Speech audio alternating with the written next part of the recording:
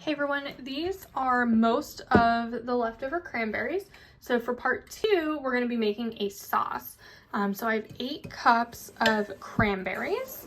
I'm going to add that in a bowl with 4 cups of sugar. We're going to top with 2 cups of water. I'm going to give this a good stir and then bring it to a boil. Okay, so now that we're at a hard boil, I actually reduced down the temperature so that it's more simmering. I'm going to take a potato masher and start crushing these cranberries.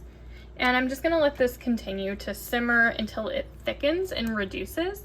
I will also tag the creator that I got this recipe from below because it is so stinking simple. So while this is reducing, I'm going to add a little bit of orange. I'm going to add some cinnamon just to spice it up so that it's not too sweet. But I'll show you the consistency that I want before I start jarring this up to can. Okay, so now this is done. It's a good consistency.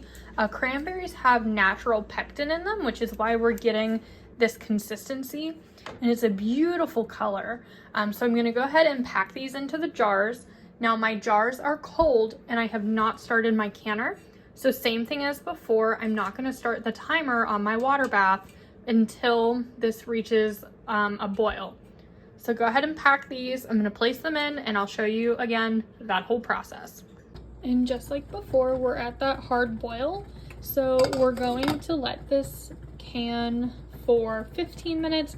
I personally usually do about 5 more, so I'll probably do 20, but the recipe is for 15. And then we're gonna let it sit in the canner for an extra 5 with the heat turned off before we pull them out. So that'll be a total of 25 minutes before this is ready.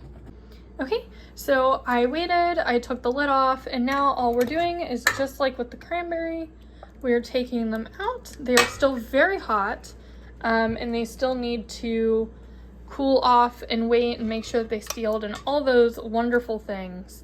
But that's it. Unlike the cranberries that we're gonna have to ferment for a couple weeks, these will be ready to store as is, and I already am hearing them pop, which we love, love, love.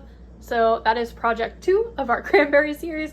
Dehydrated will be number 3, but thanks everyone for coming along. And again, I will tag the creator whose recipe I used down below. Thanks everyone.